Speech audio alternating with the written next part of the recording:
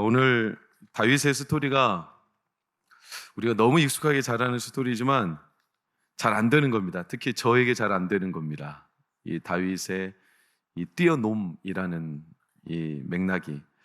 여러분, 질문 드릴게요. 손주들 있으신 분들은 공감하실 것 같은데, 손주가 할아버지를 기쁘게 해드린다고 밖에 나가서 열심히 돈 벌고 또 할아버지를 위해서 열심히 뭔가를 하고, 그런데 바빠서 할아버지 곁에 오지도 못하고 뭔가를 한다고 그렇게 뛰어다니는데 할아버지랑 마주하기는 어려워요. 기특하죠. 근데 이런 손주, 하지만 이런 손주가 예뻐요? 아니면 뛰어나진 않지만 늘 할아버지랑 함께 하고 싶어 하고 곁에 가까이 오고 할아버지 옆에 자고 할아버지랑 같이 여행 가고 할아버지랑 노는 걸 좋아하는 손주. 자, 뭐가 좋아요? 빨리 두 번째가 좋다고 하세요.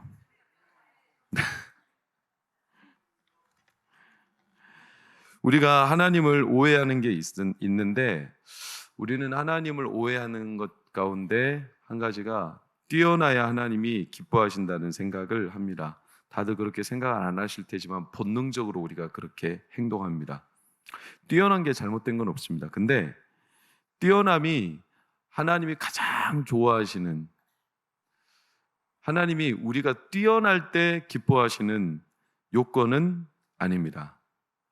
사무엘에게 한 가지 분명한 메시지를 우리가 들을 수 있는 게, 사울이 하나님께 가장 좋은 걸 제사로 드리려고 남겨놨죠.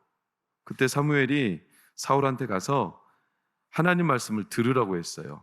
하나님의 말씀을 순종하는 것이 하나님이 기뻐하시겠느냐? 그러니까 그의 말씀을 즐거워하여 순종하는 걸 기뻐하겠느냐? 아니면 천천의 수량이나 만만의 기름으로 하나님 앞에 드리는 걸 기뻐하겠느냐?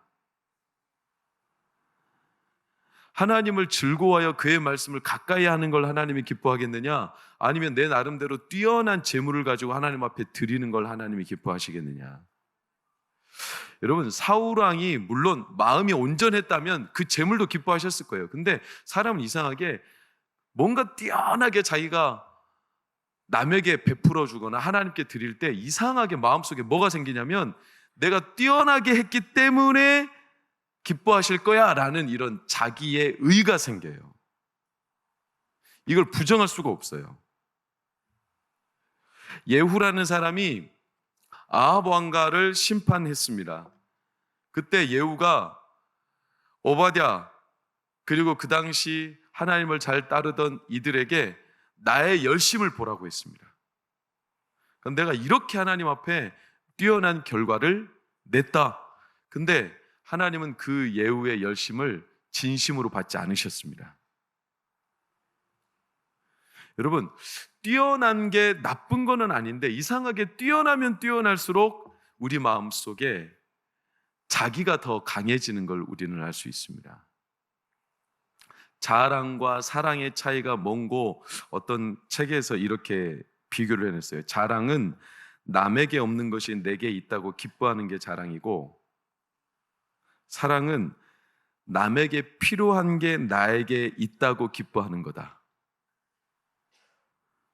나에게 있는데 자랑은 남에게 없기 때문에 나에게 있어서 기뻐하는 거고, 사랑은 남에게 필요하기 때문에 그게 나한테 있다는 걸 기뻐한다는 거예요.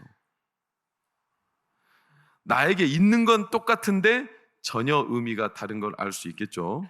어떤 아이가 새 자전거를 닦고 있을 때 한 아이가 와서 물어요. 그러니까 아이가 아니야, 어떤 아저씨가 새 자전거를 닦고 있는데 한 아이가 와서 아저씨한테 물어요. 아저씨, 이 자전거 비싸요? 그랬더니 자전거 주인이 몰라, 이 자전거는 형님이 주신 건데 나에겐 너무 귀한 거야. 그러니까 아이가 부럽다는 듯이 그 아저씨에게 말을 맺지 못하고 나도 하면서 말을 끝을 흐렸어. 그러니까 자기도 그랬으면 하는 이런 부러움이 온 거죠. 자전거 주인 아저씨가 당연히 이 아이가 자기에게도 그런 형이 있으면 좋겠다, 이렇게 추측을 예상을 했는데 아이가 뜻밖의 말을 한 거예요. 나도 그런 형이 될 수 있으면 좋겠어요. 왜냐하면 내 동생은 심장병이 있는데 조금만 움직여도 숨을 헐떡여요. 그래서 나도 내 동생에게 이런 멋진 자전거를 사줄 수 있는 형이 되면 좋겠어요. 어떤 차이인 줄 알겠죠? 하나님은 우리가 뛰어난 거 싫어하시지 않아요. 그런데 뛰어난 것보다 더 좋아하는 것은 하나님 앞에 뛰노는 걸 훨씬 좋아해요. 그 말은 하나님을 즐거워하는 것을 하나님이 대단히 기뻐하세요. 왠지 아십니까? 하나님은 하나님이 제일 뛰어나시기 때문에 그래. 하나님이 제일 뛰어나. 하나님 아쉬울 게 없어요. 솔직히 말하면. 돈도 하나님이 제일 많아. 능력도 하나님이 제일 많아. 하나님이 하는 게 제일 심간 편해. 우리에게 맡기는 걸 하나님은 그닥 믿음이 안 갈 때가 있어. 맡겨가지고 일 그르칠 때 많아요. 괜히 그 일 맡겨가지고 일이 망칠 때도 많아. 근데 하나님은 우리에게 일을 맡기신 이유가 뭐냐면 우리랑 함께하는 걸 즐거워하시기 때문에 그래요. 우리가 뛰어나서 기뻐하시는 게 아니에요. 뛰어난 건 하나님이신데, 그런데 하나님은 그 하나님을 즐거워하는 것을 가장 좋아해. 여러분 마르다 아시죠? 마르다에게 예수님 그러셨어요. 마르다야, 너가 많은 일로 염려하지만 차라리 이 한 가지 일만이라도 족하니까 그게 너한테 하나님을 기뻐하는 일이 됐으면 좋겠다. 마리아는 이 좋은 표를 택했으니까 어떻게 하지 않으리라? 빼앗기지 않으리라. 마리아는 그 즐거움을 경험했다는 거예요. 제가 오늘 산부 예배가 끝나고 3명의 남매를 만났어요. 제가 산부 예배 때 언급했죠. 이 자리에 3 학생이 앉아 있었어요. 산부 예배 오신 분들 알죠. 그 학생들이 굉장히 고등학생인 줄 알았더니 2명은 대학생이고 1명은 고등학생인데 지난주에도 이 자리에 앉았어요. 근데 부모님도 없고 그냥 이 자리에 3명이 달랑 앉았어. 난 이게 너무 신기한 거예요. 여러분들은 대단히 당연하게 여기는데 교회 처음 온 학생들이 그것도 뒷자리, 기둥 뒤에 이런 데 숨어서 몰래 예배를 드리는 게 아니라 맨 앞에 앉아가지고 예배를 드려. 그것도 청년 예배도 아니고 그냥 어른 예배, 딱딱하고 경직되고 뭔가 모르게 어른들하고 드리면 불편할 수 있고. 그런데 그 학생 3명이 이 자리에 지난주도 오늘도. 그래서 내가 너무 기특해서 그 학생들에게 밥을 사준다고, 밥 사줄 사람 물었더니 아무도 손을 안 들어서 제가 사준다고, 그래가지고 산부예배 끝나고 2층 새가족실로 데리고 왔어요. 오라고 그랬어. 근데 제가 딱 물어보니까 3명이 이름이, 한 명 제일 큰 애가 주은이고, 2번째가 다은이고, 3번째가 주한이에요. 주은이, 다은이, 주한이. 너무 기특해서 내가 칭찬하면서 보니까 아빠 엄마가 저 뒤에 계셨어요. 아빠 엄마가 같이 왔더라고. 근데 아빠 엄마도 새로 오신 분이에요. 근데 알고 보니까 그 아빠가 누구시냐면 온누리교회 목사님이셔요. 온누리교회에서 부목사님도 하셨고, 파송받아 인도에서 선교사 하셨고, 그리고 다시 돌아와서 개척하셨다가 7년째가 되어서 지금 안식년으로 쉬고 계셔요. 근데 그 목사님이 같이 예배를 드려요. 지금 2달 동안 우리 교회에서요. 그 자녀들이 이 앞에 앉아가지고. 제가 너무나 깜짝 놀란 게 뭐냐면, 목사님이신데 보통 목사님들은요, 목사님 설교 듣고 은혜 받을까요, 안 받을까요? 저 같은 목사 없습니다. 저는 받습니다. 미안하지만 목사들 설교 은혜 잘 안 받습니다. 판단합니다. 그리고요, 속으로 감탄할지언정 절대로 목사님 설교 좋다고 말 안 합니다. 앵간해서 말 안 합니다. 근데 저보다 연배가 10살은 많아요. 뭐라는 줄 아세요? 목사님, 제가 교회 개척하고 이제 7년차 안식년에 잠시 쉬는데, 제가 여러 교회, 온누리교회도 가고 큰 교회들을 많이 탐방하다가 제가 이 지역 로컬 처치, 그러니까 지역 교회를 와서 예배를 드려보자 하고 왔는데, 목사님 말씀이 너무 좋아서 지금 2달 동안 오고 있어요. 여러분들 저 같은 목사 없어요.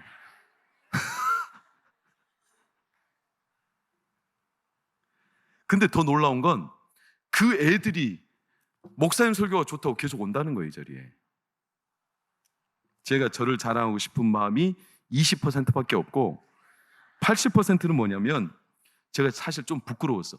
야, 저보다 연배가 10살이나 많고 같은 목사고 저보다 선배고, 그런데 저한테서 빈말이 아니라 사람이니까 영혼이니까 느껴지잖아요. 저 사람의 말이, 어감이, 온도가 진심으로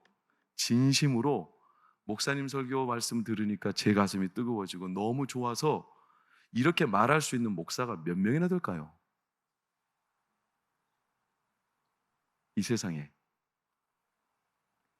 솔직히 말하면 우리 교회 부목사님들도 저한테 은혜 받았다고 말 안 합니다.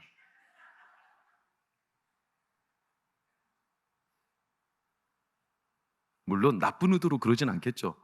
왜냐하면 어려워서 말을 못 하겠죠. 진짜 고수는요, 남이 잘 될 때 뭐라고 말하는 사람이 고수일까요? 진심일까요? 야, 잘 됐다 이렇게 말하는군요. 둘 중 하나예요. 진짜 칭찬 아니면 어쩔 수 없이 거칠애로 내가 속 좁은 밴댕이로 안 보여야 되니까 칭찬을 하는 거예요. 여러분 아시죠? 진짜 고수, 진심에서 우러나온 칭찬은 뭔지 아십니까?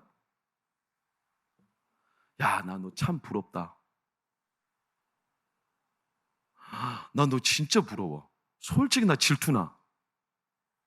나 너가 갖고 있는 재능이 너무 부러워.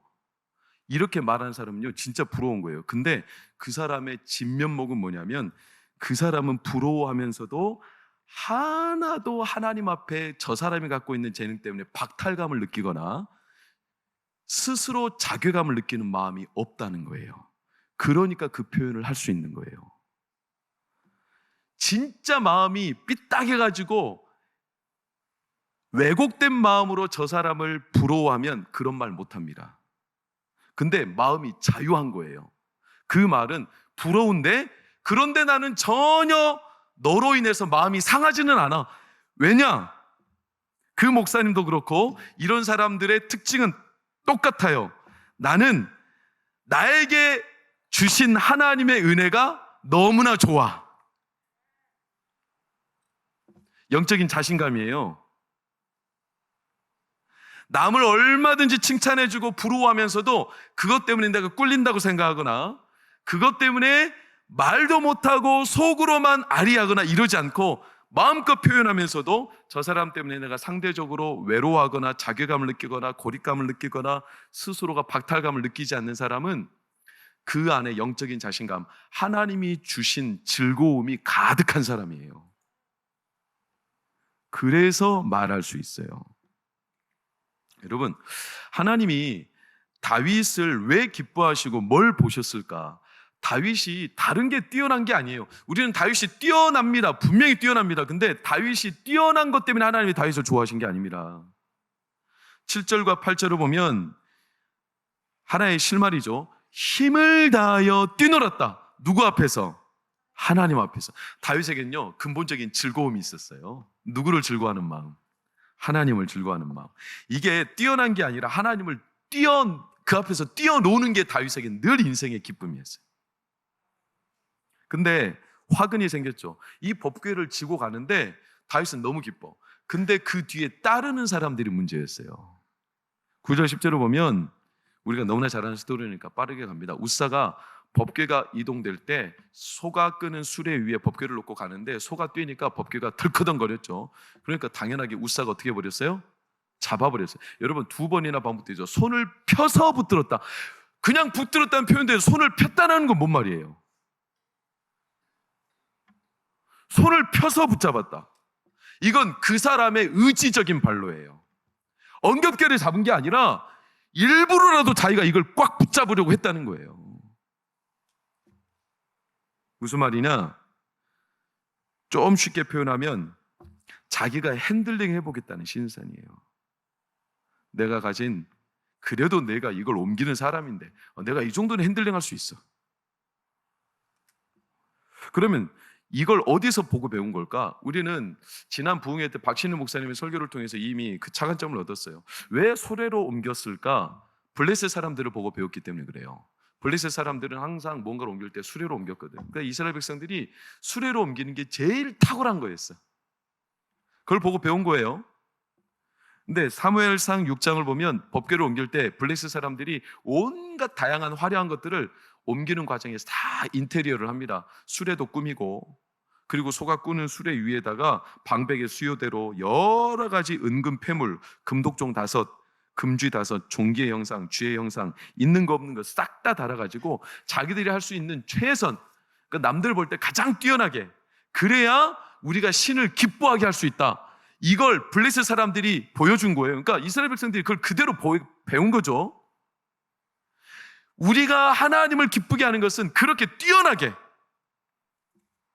여러분, 애굽에서 탈출했을 때 금송아지를 만든 이유도 딱 한 가지예요. 그들이요, 금송아지를 만든 것은 가장 뛰어난 형상으로 만든 거예요. 근데 하나님은 그런 것들을 보면 시편 2편 4절을 보면 우리 다 같이 읽겠습니다. 시작. 하늘에 계신 이가 웃으시며 주께서 그들을, 하나님은 우리의 뛰어남 때문에 감탄하시지 않아요. 하나님은 가장 뛰어나시기 때문에 그래요. 여러분, 그래서 의미심장한 건 11절로 보면 우사가 죽었어요. 죽었다는 표현 이후에 11절 빨간색 시작. 몸을 찢으셨다. 이건 참 생소한 표현이에요. 왜 몸을 찢으셨다? 이게 물론 히브리어 원어는 좀 다르지만 그냥 우리는 있는 그대로 직역해 봅니다. 몸을 찢으셨다. 보통 제사는 제물을 찢지 않습니다. 반을 가르긴 하죠. 그러나 찢었다는 표현을 잘 쓰지 않습니다. 그럼 짐승을 찢었다. 여러분, 찢었다라는 표현을 저는 약간 여러 가지로 유추해 봤어요. 근데 어디서 볼 수 있냐? 일단 삼손이 블레셋인가 어디로 내려가다가 사자를 찢어 죽여요. 그러면서 나시리는 사체에 손을 대면 안 돼요. 근데 손을 대버리죠. 그 사자의 몸에 뭐가 있었죠? 꿀이 있었거든. 이 꿀을 먹어요. 이걸 보면 삼손이 사자를 찢어 죽이고 거기에서 꿀을 먹는 이걸 보면 삼손이 너무나 나시린으로서의 사명감도 없었지만 자기 힘에 대한 과시가 아주 남달랐던 사람이에요. 그래가지고 그 사건을 가지고 퀴즈도 내죠. 강한 자에게서 단 것이 나온다. 이런 퀴즈 내잖아요. 그러니까 삼손이 이걸 가지고 놀리고 싶은 거예요. 자기가 이렇게 뛰어나고 나는 힘이 세고 남한테 그걸 과시하고 싶은 겁니다. 두 번째, 열왕기상 13장을 보면 베델에 내려갔던 한 선지자가 여로보암에 대해서 경고를 합니다. 여로보암이 베델에다가 단에다가 제단을 쌓아놓으니까 이제 여로보암의 시대가 끝났다. 이걸 하나님이 어떤 선지자를 보내서 심판을 예고하시죠. 이 선지자에게 심판 예고해놓고 반드시 돌아서라고 그랬어요. 돌아올 때 누구를 만나도 인사도 하지 말고 그 사람이 물을 준다고 해서 물을 받아 먹거나 떡을 준다고 해서 떡을 받아 먹거나 그러지 말고 그냥 곧장 돌아와라 이랬는데 이 선지자가 가다가 베델의 한 늙은 선지자가 이 선지자의 소식을 듣고 찾아가 이 선지자에게. 그래서 잠깐 보자는 거예요. 돌아보면 돼, 안 돼요? 안 되죠. 만나면 돼, 안 돼요? 안 돼요. 하나님 바로 돌아오라고 했어. 누군가에게 너가 전한 메시지를 남기지도 말고 너가 하나님 앞에 특별하게 계시를 얻었다 하여 그것을 남에게 과시하지도 말고 바로 곧장 돌아오라는 거였어요. 근데 베델의 선지자가, 늙은 선지자가 부른다고 하니까 이 사람이 멈춰버렸어. 야, 그러니까 이 사람이 처음에는 경계합니다. 안 됩니다. 하나님 가지 말라고 그랬어요. 근데 이 사람이 나도 선지자야. 너만 선지자냐? 이랬더니 이 사람이 딱 귀가 솔깃했어. 늙은 선지자예요. 그러니까 선배예요, 선배. 그래가지고 그 사람과 만나요. 떡과 물을 먹어요. 놀라운 것은 그 뒤로 사자가 그 사람을 죽여요. 찢어 죽여요. 그러나 사자가 먹진 않아요. 삼손이 사자를 찢어 죽이고 이 열왕기상의 선지자의 스토리를 보면 저는 이렇게 유추합니다. 왜 하나님이 우사의 몸을 찢으셨을까? 두 사건을 통해 공통적으로 우리가 살펴볼 수 있는 분모가 뭐냐면 다 자기를 알아봐 주니까 멈추고 과시하는 사건들입니다. 삼손, 이 선지자, 자기를 알아봐 주죠. 자기를 알아봐 주니까 그 선지자를 만난 거예요. 아, 그래도 내가 이렇게 하나님 앞에 메시지를 받아서 이걸 전하고 왔다는 거예요. 이걸 좀 알아봐 달라는 거예요. 과시죠. 어깨가 으쓱하죠. 남들이 나를 알아봐 주니까. 내가 남다르다는 거죠. 내가 좀 뛰어나다는 거죠. 여러분, 우사가 자기 손을 펴서 의도적으로 법궤를 붙잡았어요. 왜? 내 힘으로 컨트롤할 수 있어요. 핸들링 할 수 있어요. 나 정도면 이 정도는 할 수 있어요. 자기는 그 정도 뛰어남이 있어요. 하나님이 찢어버렸어요. 여러분, 이 사건이 우리에게 비참한 사건이 아니라 하나님은 우리에게 선명한 것을 알려주세요. 우리는 하나님 앞에 뛰어난 존재로 하나님을 기쁘시게 하는 게 아니라 성도에게 있어서 가장 하나님이 기뻐하시는 것은 하나님 앞에 뛰어놀면 됩니다. 하나님이 가장 뛰어난 분인데 우리가 그 앞에 뭔 체면치레를 하고 우리가 그 앞에 뭐 그렇게 뛰어남을 가지고 하나님 앞에 뭔가 해보겠다고 갸륵하죠, 기특하죠. 그러나 하나님은 그것 때문에 우리를 사랑하시는 거 아니에요. 그냥 하나님이 너무 뛰어난 분이라서 하나님이 즐거워. 그분이 너무나 기뻐. 난 그분 앞에 노는 게 너무나 즐거워. 하나님은요, 하나님이 뛰어나시기 때문에 하나님이 그 뛰어남으로 우리를 축복해 주실 수 있기 때문에 내가 뛰어나지 않아도 우리 청년들 하나님이 얼마든지 축복해 주실 수 있어요. 여러분이 뛰어나서 하나님께 영광 돌리는 게 아니고 여러분이 뛰어나기 때문에 하나님께 남다르게 쓰임받는 게 아니고 하나님이 뛰어나니까 그냥 하나님을 즐거워하고 찬양하고 하나님 앞에 뛰어놀면 하나님이 여러분을 얼마든지 축복하실 수 있어요. 하나님이 휘장을 찢어버렸어요.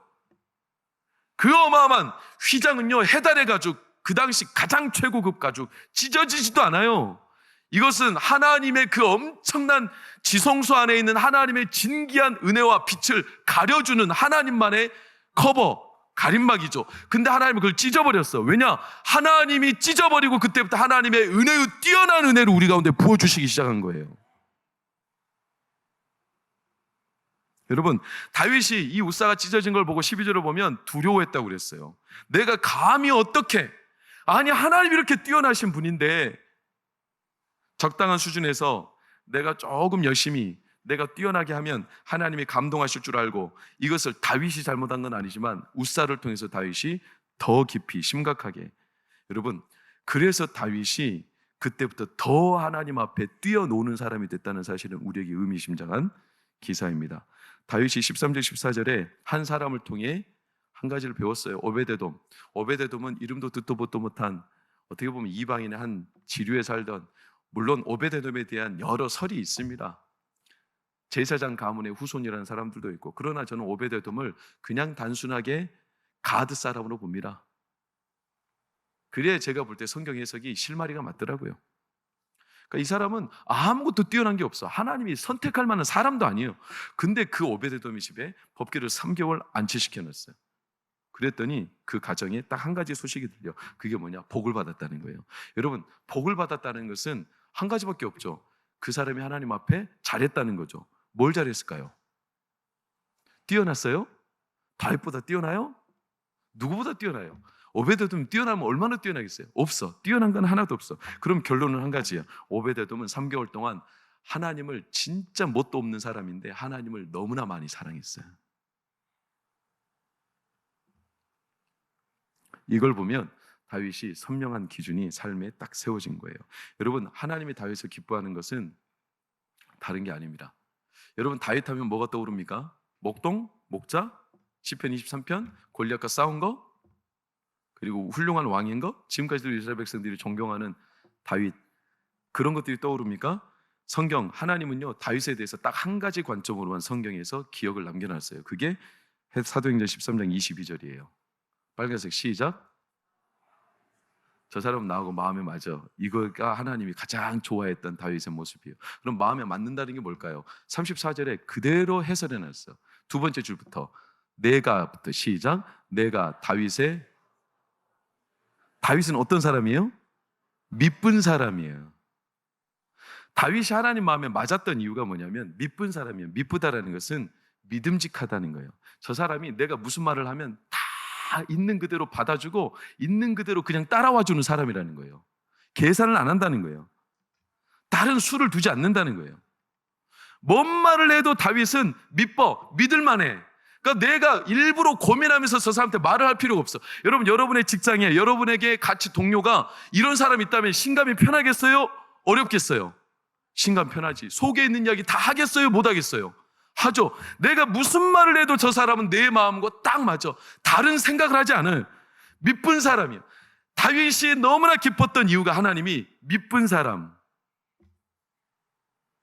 마음이 맞는 사람, 하나님을 즐거워할 줄 아는 사람, 하나님이 즐거워하면 다윗도 즐거워하고, 하나님이 슬퍼하면 다윗도 슬퍼하고, 하나님이 심각하게 여기면 다윗도 심각하게 여기고, 하나님이 정말로 아무것도 아니라고 생각하면 다윗도 큰 문제지만 아무것도 아니라고 생각해버리고. 왜? 다윗은 하나님이라면 사죽을 못 쓰는 사람. 다윗은 하나님과 함께하기를 좋아하는 사람. 뛰어나서가 아니라 하나님을 즐거워하고 하나님과 함께하기를 기뻐해. 그래서 다윗이 나중에 법궤를 다시 옮겨올 때 사무엘하 6장 14절 힘을 다하여 춤을 추는데 다시 그의 하나님을 향한 진짜 면목, 뛰어놀며 하나님 앞에 그 기쁨을 누리죠. 오늘날 저나 우리 교회나 한국교회에 소망하는 바는 뛰어난 사람보다는 뛰어노는 사람들이 많아지기를 축원합니다. 하나님을 즐거워해서. 왜냐? 하나님이 뛰어나시니까 우리가 그렇게 뛰어나지 않아도 돼요. 우리 동관교회가 막 전 세계 인류 가는 그런 교회 안 돼도 돼요. 근데 저는 한 가지 제 7년 전에 하나님이 주셨던 동관교회를 향한 담임 목사 직으로 제가 첫 스타트를 할 때 저한테 주셨던 하나님의 비전이 있어요. 그게 뭐냐면 하나님의 백성들이 여호와를 사모하기 시작하니라. 사무엘상 7장에 있던 말씀을 저한테 주셨다고 제가 몇 번 말씀드렸어요. 저에게 주신 소망, 저에게 주신 사명은 딱 한 가지예요. 제가 목회하는 동안 하나님, 동관교회 성도들이 하나님을 사랑하는 사람들이 많아졌으면 좋겠습니다. 그거 외에는 없어요. 하나님을 뛰어노는, 그 앞에 뛰어노는. 오늘 고등부 전도주일이었어요. 유일신 목사님, 유일신 목사님, 오늘 전도주일 열심히 뛰어놀았어요? 그래요. 많이 왔어요? 그래요. 시험기간이어도 결단하고 나왔는데 몇 명 나왔어? 난 그게 중요해. 그래요. 100명. 아이고야, 어마어마하게 왔죠. 우리 박수로 한번 감사합니다. 수고했습니다. 제가 찬양할 때마다 뛰어노는 이유가 있어요. 뛰면서. 왜냐하면 저는 담임 목사 됐다고 체면치레 하고 싶지 않아요. 저는 이 마음을 끝까지 지켜주기를 여러분이 기도해 주십시오. 저는 그냥 하나님 앞에서 뛰면서 찬양하고 노는 게 너무나 좋아요. 근데 사실은 이게 잘 안 돼요. 앞에 설 때는 그게 쇼맨십처럼 되는 것 같아요. 왜냐하면 어느 날인가 충격적인 말을 들었어요. 집에서 예원이가 엄마랑 이야기를 하는데 예원이가 뜬금없이 이런 말을 하는 거예요. 아빠는 맨날 화만 내잖아. 제가 그러고 보니까 집에서 잘 즐거워하지 않는 것 같더라고요. 그래서 어젯밤 엄마가 이제 아내가 그 이야기를 해줄 때 제가 너무나 가슴이 뜨끔했어. 난 하나님을 즐거워한다 하면서 정작 집에서는 나도 모르게 뭔가 눌려서 막 인상만 쓰고 있나 봐. 그래서 예원이가 아빠한테 뭘 말하기를 두려워해. 아빠는 화만 내. 예원아, 아빠는 그런 놈이 아니야. 아빠는 진짜 하나님을 즐거워하고 하나님 앞에 뛰놀기를 좋아하는 사람이에요.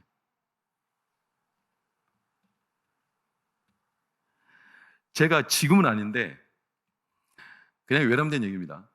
언젠가 제가 열심히 뛰고 막 뛰고 열심히 앞에서 막 막된 말로 이렇게 지랄 발광을 하면서 막 찬양을 하는데 제가 그때 뒤를 봐봤어. 와, 깜짝 놀랐어요. 지금 있는 분들이 아니에요. 부목사님들은 한 명도 안 뛰더만. 난 그래서 나 같으면 뛸 것 같은데. 지금 있는 부목사님들은 하나님을 참 많이 사랑하는 사람들이에요. 그래서 고맙죠. 하나님께서는 우리가 그렇게 하나님을 사랑하기를 기뻐하십니다. 그러니 저는 이남전도에도 우리 동관교회도 우리 청년부도 마음을 좀 새롭게 했으면 좋겠습니다. 그게 뭐냐? 이전에 없던 거 아니에요. 너무 단순한 거. 여러분, 하나님을 즐거워하십시오. 하나님 앞에 뛰어노십시오. 어차피 우리는요, 아무리 뛰어나도 한계가 있어요. 뛰어나다 해서 우리의 문제를 해결할 수 있는 능력이 우리에겐 없어요. 그러면 진짜 뛰어난 분한테 맡겨드리고 우리는 하나님을 즐거워하면 됩니다.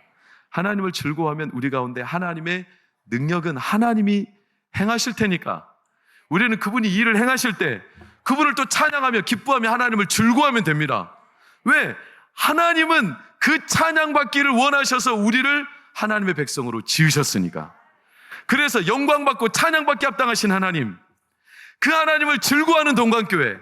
그래서 우리가 뭔 능력이 있어서가 아니라 하나님을 즐거워하다 보니까 예배 때 막 병자들이 치료가 되고, 하나님을 막 즐거워하다 보니까 이 기쁨에 못 이겨서 우울했던 우울증이 떠나가게 되고, 막 어둠에 사로잡혔던 자들이 어둠이 막 떠나서 하나님의 소망이 그에게 깃들게 되고, 우리 청년들이 직장이나 취직이나 수많은 문제 때문에 세상에 눌려 있는데 하나님을 즐거워하는 이 마음의 즐거움과 기쁨이 충만해가지고 그들의 인생에 별거 없는데도 불구하고 얼마나 하나님을 기뻐하는 마음이 큰지, 하나님이 저 청년을 가만히 둘 수 없어가지고 막 하나님이 억지로 울며 겨자 먹기로 저 청년에게 복을 주셔가지고 진짜 뭣도 없는데 세상의 지도자로 삼으시고, 요셉처럼 총리로 삼으시고, 다윗처럼 목자로 삼으시고, 왕으로 삼으시고, 우리 어린 자녀들이 이 땅에 국회의원들이 나게 하시고, 이 땅에 예술가들이 나오게 하시고, 우리 어르신들의 삶을 통해 하나님을 즐거워하다 보니까 그 즐거움이 자자손손에게 연결되어서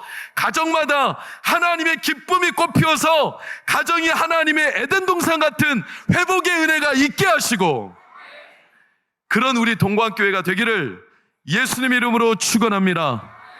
기도하겠습니다.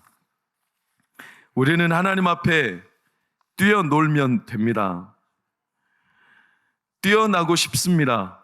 남들보다 인정받고 싶습니다.